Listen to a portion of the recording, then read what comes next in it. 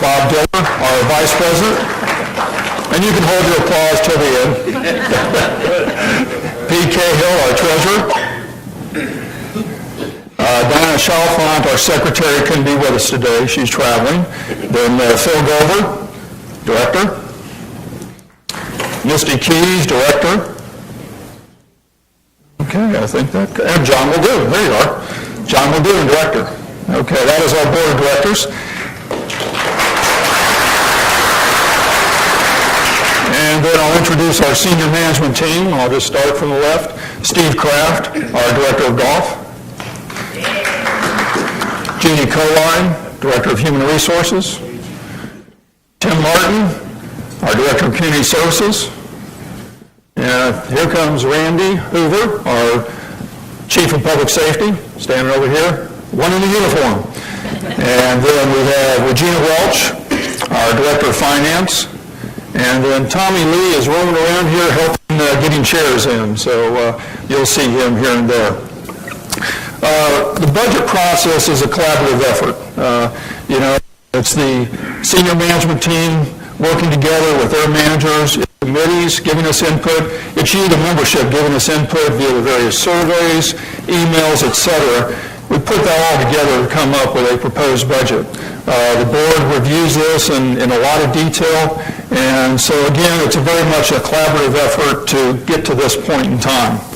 So let's go ahead and get started. We've got a lot to cover. This will just be a summary of the presentation. I won't read those all. But as we get into the amenity master plan, originally we had planned on having Chambers here to present that.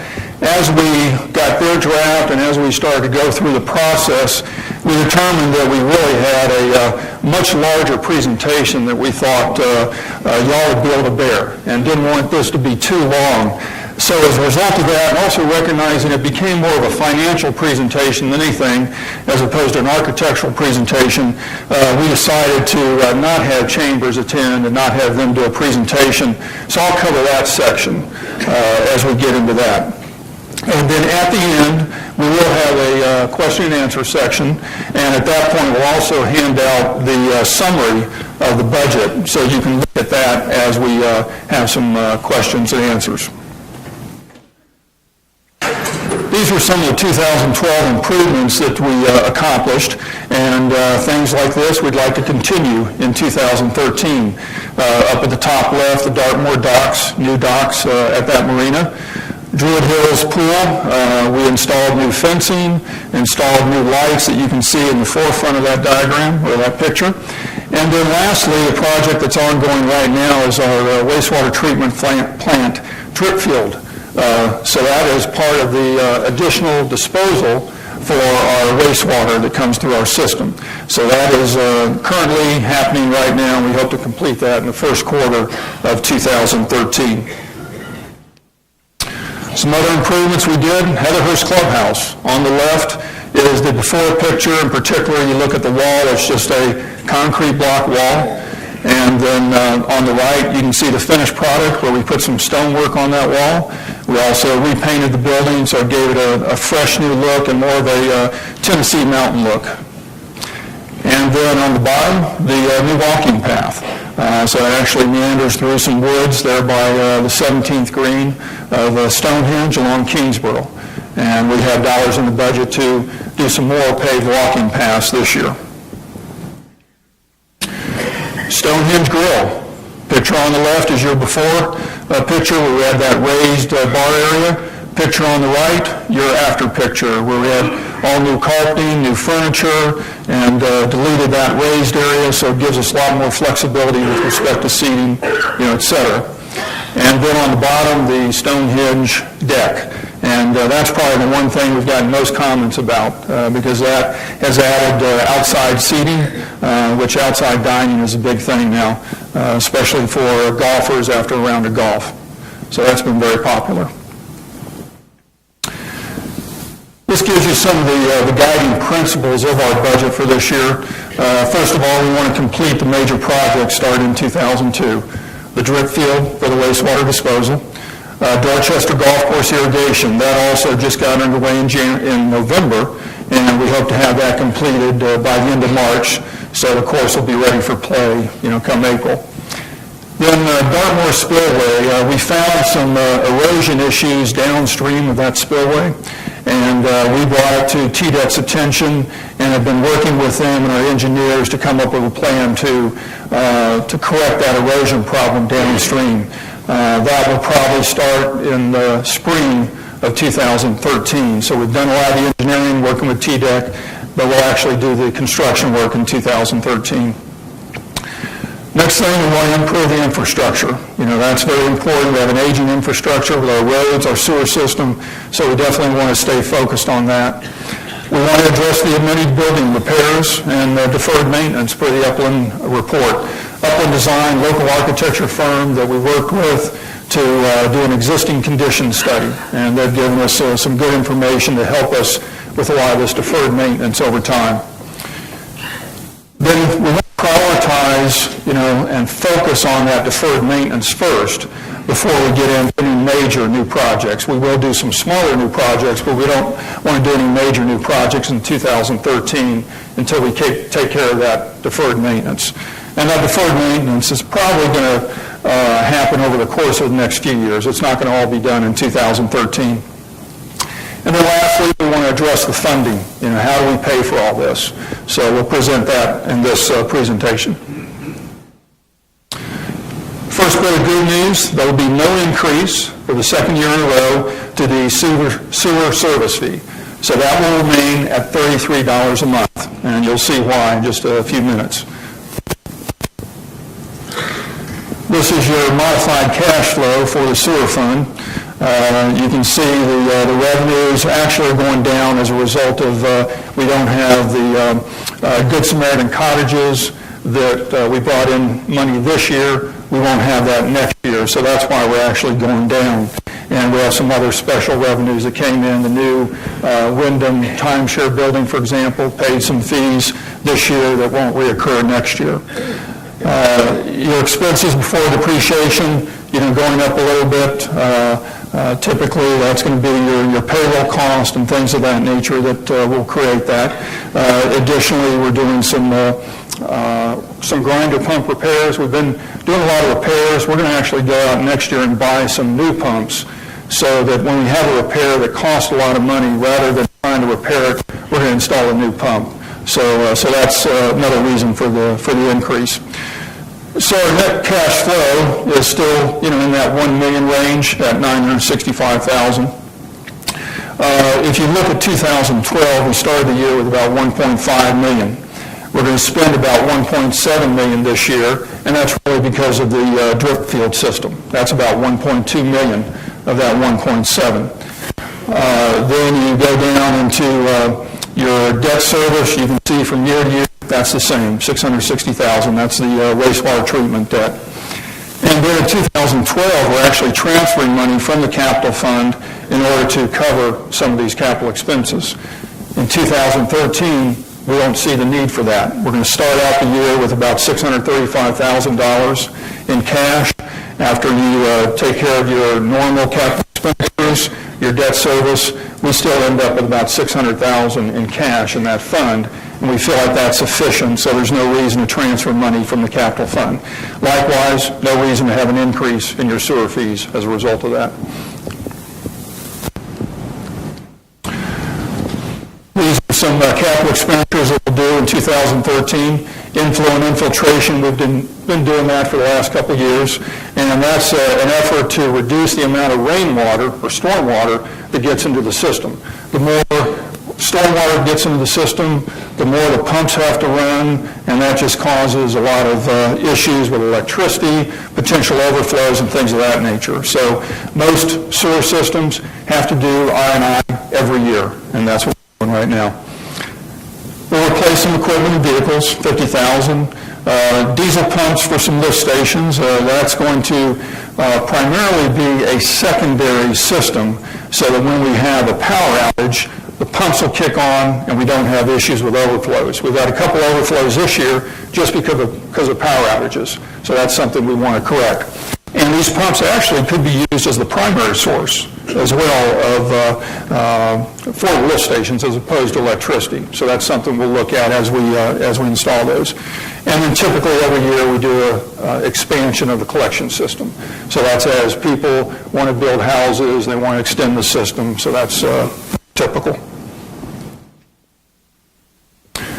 Now we'll jump to the golf fund, and we'll cover some golf rounds, look at the budget, golf fees for next year, and then the golf fund capital as well. This gives you a picture of the last 5 years golf rounds. You can see in 2009 we had about 152,000 rounds, spiked up in 2010 to about 155,000, down in 2011 to about 151,000. 2012 projected right now is about 149,000, so we're down from last year. We're projecting or budgeting for next year 150,000. We plan to put some things in place that will encourage more golf rounds actually from the outside. Things like Golf Now is a system where you can tap into, and people from Knoxville, for example, looking for a round of golf, they can go on Golf Now and schedule a tee time. So we're really going to try and hit that Knoxville market and see if we can't get some stay and play and things of that nature to increase those rounds in those slower times, especially the afternoons when we don't have a lot of play. So we're going to look at things like that to increase our rounds next year. Golf revenues. What we're trying to do here is to show you kind of the golf revenues by golf course.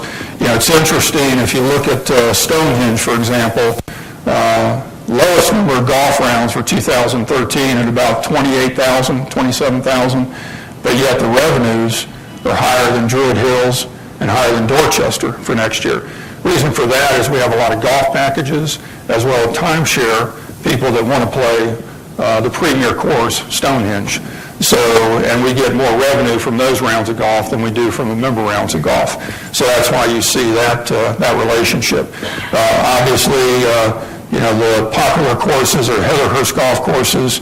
You can see the most rounds and also the most revenues. And then Dorchester, really the third most popular in terms of rounds, but still less than Stonehenge. Our cash flow for the golf fund, revenues are going up, and that's primarily because of the rate increases that we'll have, and I'll show you that on, I believe, the next slide. Likewise, expenses will go up. That's a combination of payroll increases, but then we have some decreases. We're going to do less course improvements in 2013 than we did in 2012, and so that's helping save money to keep the increase lower. But the net, about 600,000 in 2013 versus about 500,000 in 2012. We usually try and keep the golf fund beginning cash at zero, and we really have the capital fund most of those capital expenditures. So if you look at the capital expenditures for 2012, 1.7 million, 900,000 of that is the Dorchester irrigation system. Then going into 2013, 1.4 million, 600,000 of that is finishing up the Dorchester irrigation system. And I'll show you that on the next slide. Debt service, the same in both years, about 330,000.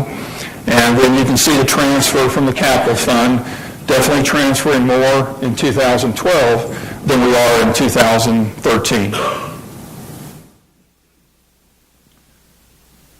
These are the rates for next year. Not all the rates, but these are the primary rates.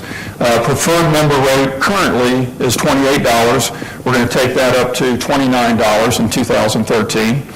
The member and guest rate currently $38 and $52. We'll take that up to $40 and $52. Will stay the same for the guest. So one thing we saw this year is we didn't have as many guest rounds as we thought we would. And so we're going to keep that rate the same to encourage y'all to invite some guests and hopefully encourage some outside play. The member rate for the most part is timeshare guest. Most of our residents play on a regular basis. They get the preferred card. So they typically are paying the $28 rate or the $29 rate next year. One thing we've introduced effective this Saturday, December 1st, is winter rates. They'll go January through March and then November through December. So the preferred member will only pay $24 for an 18-hole round. Member pay $30 and a guest $35. So greatly reduced rates. Hopefully that will encourage more play during the winter months of January through March, and then also November through December. Now that's next year, November through December. In 2012, we actually started on Saturday, December 1st. Now, another thing we're introducing is a new annual pass program, similar to what we have for tennis, for what we have for the swimming pool. Now, if you're an individual golfer, you play a lot of golf, say over 100 rounds a year, you may want to get this individual annual pass for $1,800, pay that up front, and then every time you play golf, 18-hole round, you pay an $11 cart fee. So really the break-even is 100 rounds of golf. If you play more than 100 rounds of golf, then you're going to save money versus our current system. If you play less, then you're probably better off just paying as you play. For a couple, the annual fee is $2,700. That's actually based on 150 rounds of golf. So there's definitely a break for the couple. Still, though, every time you play, you pay $11 cart fee for an 18-hole round of golf. So it's a good program for that very avid golfer that's going to play a lot of golf in a year.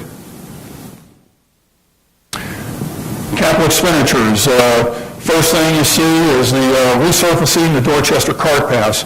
We've been holding off on doing that until we do the irrigation system, because when you do an irrigation system, you're going to have a lot of cuts into the cart pass. And so we wanted to get that completed first and then start the cart path work. So in fact, they're working on the irrigation system right now, probably even start doing some concrete cart paths on 13 through 15 in December. So they're moving along pretty well. We've got an additional $100,000 to make sure that we can do as much of the Dorchester cart paths as possible. We're definitely going to do the real bad ones in concrete, and then other areas we're going to try and do some overlays and get the Dorchester cart paths looking real good. Additionally, we hope to build some green tees. For y'all that play golf and use the green tees right now, they're just a couple tees that are sitting out in the middle of the fairway. And what we hope to do is actually build true tees and position those in a little better place than maybe they are right now to make that game of golf a little bit easier and more fun. And that's the whole idea behind the forward tees, is really to encourage more play, encourage y'all having more fun. That's what it's all about. And we'll probably do some additional drainage work at the Bray and the Crag. Course equipment, $225,000. That equates to $45,000 per course. And actually, if you buy one fairway mower, you're probably going to spend that $45,000. They're pretty expensive because they're specialized equipment. Druid Hills Pump Station, when we did the irrigation system a few years ago, pump station was still okay, so they made the decision not to replace that at that point in time. But now it's to the point where it really needs to be replaced. So that's about $130,000. Mentioned earlier, completing the Dorchester irrigation system, $600,000. And then we'll replace the Stonehenge golf carts for $127,000. We're on a 5-year rotation, so every year we replace one golf course carts. That way you're getting in new carts every 5 years. And with golf carts, with the wear and tear, it makes sense to do that. And then we'll do some minor repairs on some buildings for $18,000. So that's your makeup of your $1.4 million. Now let's talk about the operations funds. We'll talk about the monthly assessment increase, property transfer fee, and how we're doing something different with that this year, and then get into the operating fund budget. Monthly assessment. This is probably what you're most concerned about here, and probably why most of you came. Currently, for a home on sewer or an 8-tier lot, it's $44.50 per month. We're going to have a $3 increase, take that to $47.50 a month. Homes on septic are currently $43.50. We're going to have a $4 increase there to take them to $47.50. The reason they have a larger increase is, number one, we're trying to get those two to be the same. They had a smaller increase in the past because of the sewer system, and thinking that we're going to have to use a lot of capital funds in order to help with that drip field system or any disposal increase. So as a result of that, they kept them $1 lower than the homes on sewer. As you can see, we've funded that with cash. We haven't had to take money out of the capital funds for that reason. So therefore, next year, we're going to take them both to the same amount. And that's really what your HOA fees are for, is other things other than the sewer system. So whether you're on septic or sewer, it really doesn't matter. B-tier lots are 85% of an A-tier lot, so that's how we just do a calculation. They'll increase about $340. And then C-tier lots are 65%. And then just as a reminder, 75% of these amounts will go to operations, 25% will go to the capital fund.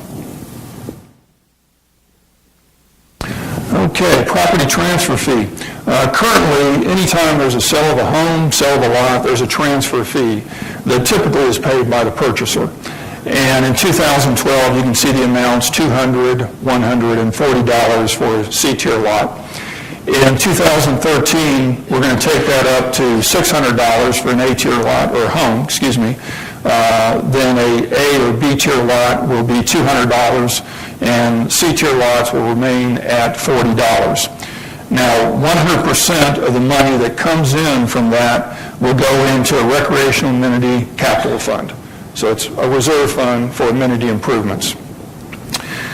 So that's what that second bullet point says. This fund strictly for improvements to our amenities.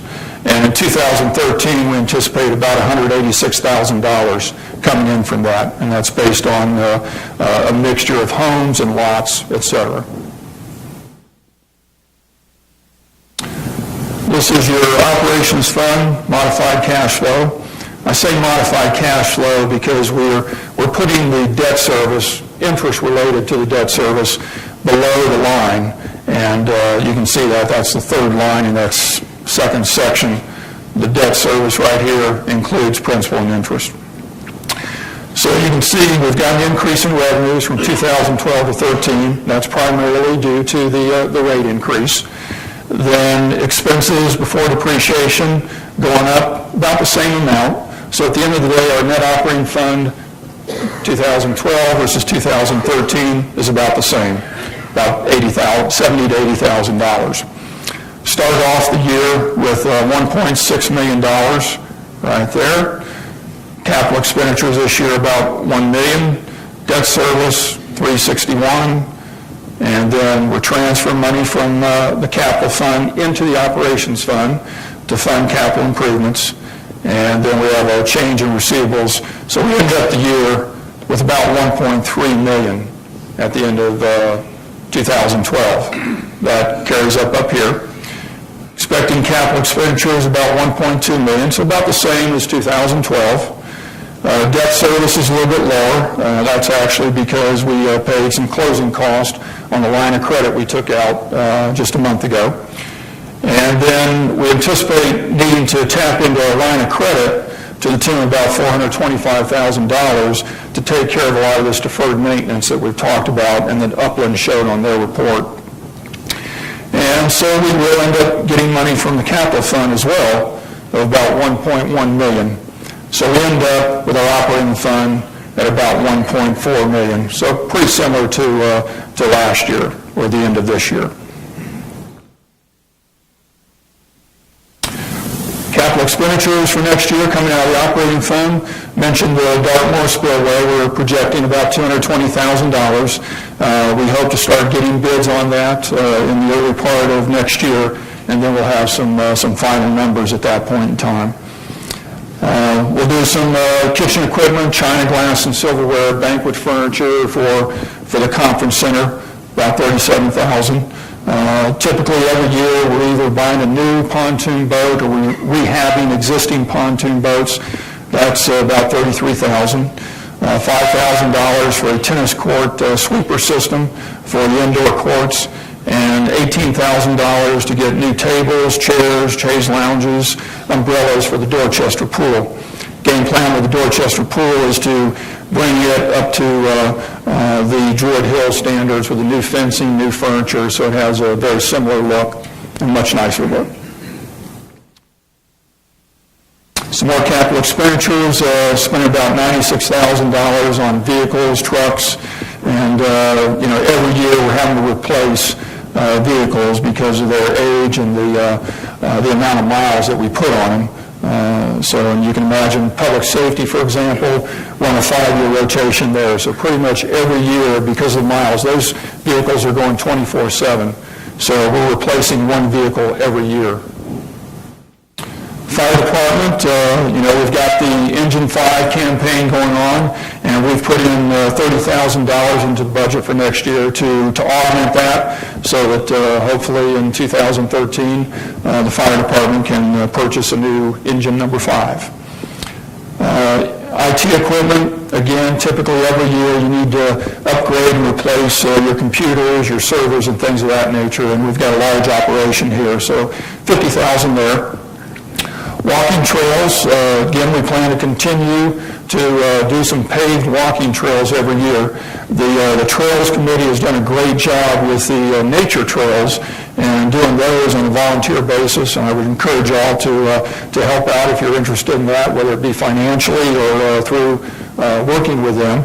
But we need to put some money into the paved trails, so we have some dollars there for that.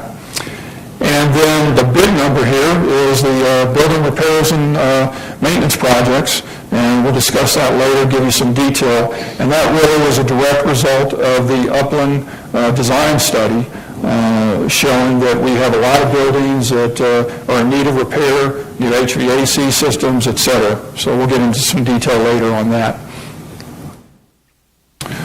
Okay, now we're going to jump into the Amenity Master Plan, which is kind of the precursor to our capital fund and the capital plan. First thing in 2013, we really want to focus on deferred maintenance. This is what came out of the Upland design recommendations, plus internal reviews by our community services staff, management, and the board as well. So that's the primary focus.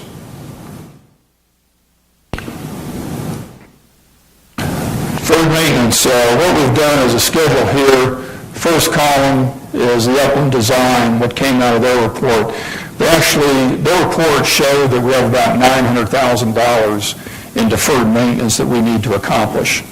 We're going to try and accomplish about $300,000 of that, about $310,000 on the capital side, another $53,000 in our O&M side. Anything that's less than $4,000 we expense.